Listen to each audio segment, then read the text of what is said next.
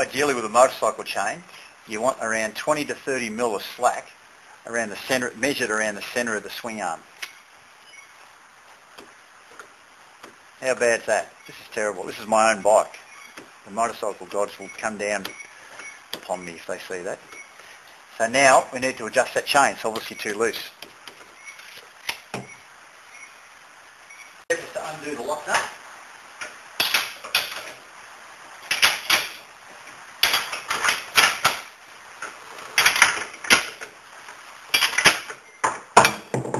Should be enough. We loosen off the chain adjusters on both sides. There's a lock nut here we need to undo. That's the lock nut. That's the adjuster. As the bolt moves in and out of the swing arm, it moves the axle back and forwards, which adjusts the chain tension.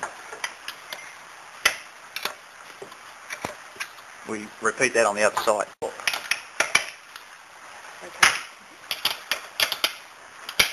So, whilst holding the adjuster bolt with one spanner, we undo the lock nut with the other.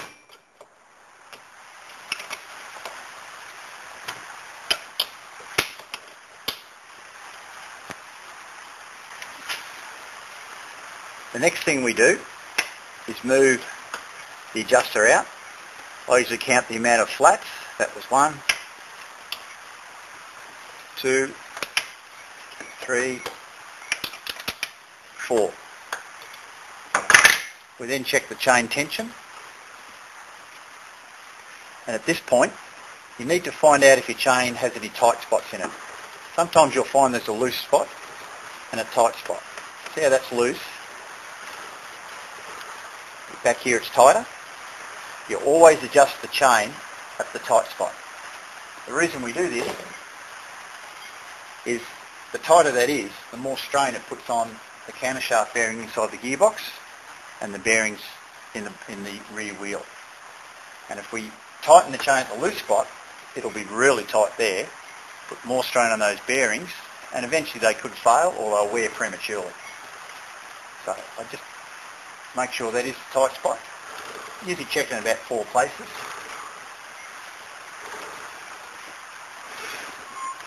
It's loose. That's tight. Now we just check the amount again. Looking for about 20 to 30 mil.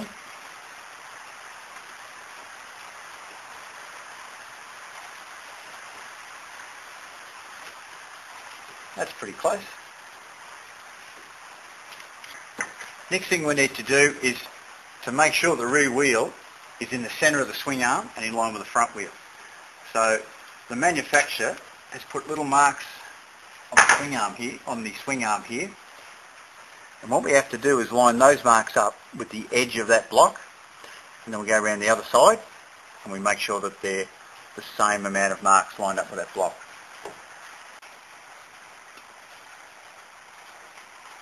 So we can get the rear wheel in the centre of the swing arm so that it's in line with the front wheel, we need to make sure that both sides of the axle are equal. So what we do is they've put these marks when they made the bike in the back here. So we count 1, 2, 3, 4, 5. That's in line with the 5th mark. We then go around the other side and make sure that that block is on the 5th mark as well. As you can see, that's on the 6th mark.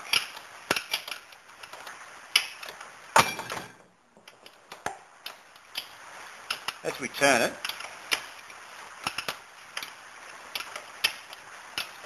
see the block moving back,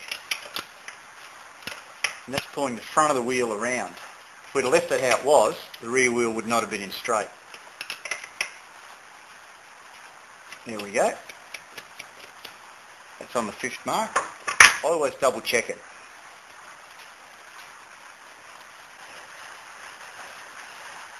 Now this is a little trap. What's happened now is we've made the marks equal, but because the other one was out a fair bit, we've tightened that. It's actually pulled it back a little too tight, and that chain is now a little too tight. So what we need to do is back this one off half a mark, and then go to the other side, back it off half a mark between the 2 marks, and then we have a look at the chain and make sure it's correct. It's a matter of balance, balancing the chain tension with the amount of marks on your swing arm. That's now set up 1, 2, 3, 4, 5, about 5.5 marks. I'll go to the other side and we'll set it up the same.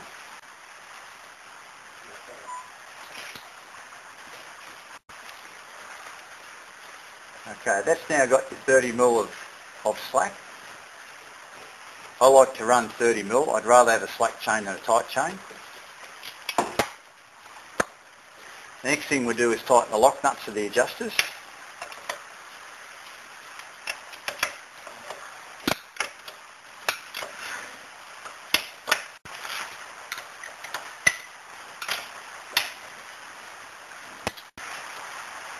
Okay, next we've got to make sure we always remember to tighten the main nut on the axle. Now, there's a torque wrench setting in the manual for this. This particular bike is 72 foot-pound. Because I've done a lot of them, I pretty well know how much to tighten them. Here's a little tip. Because the rear blocks may not necessarily be hard up against the adjusters, what you can do is you put a rag between the chain and the sprocket. Okay, we're running. Okay, what we're going to do now is make sure that the rear axle is hard up against the adjuster nuts.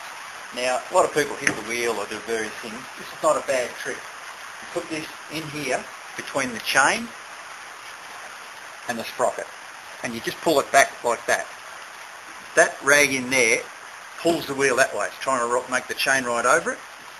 Now we move around and we tighten up the main nut.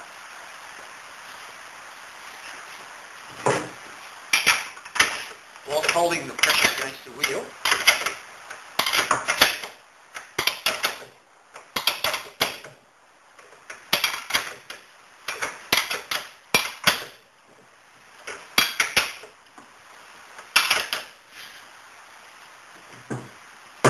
done. Always remember to remove the rag. Now you'll find that wheel now spins nice and free. The chain's not too tight, it's not too loose.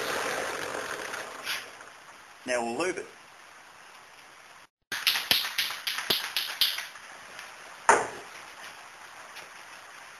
Okay, now we're going to lube the chain. I always put a rag in there.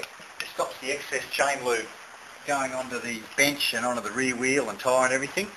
It's always best to lube a chain from the inside out. So you lube the chain on the inside, just there. The reason we do this is if you put it on the outside, as soon as the rear wheel goes round, it's going to flick it all off.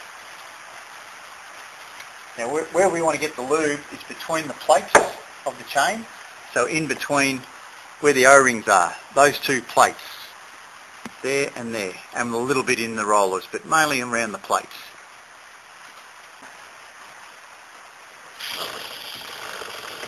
There you go, just between those plates. The other one.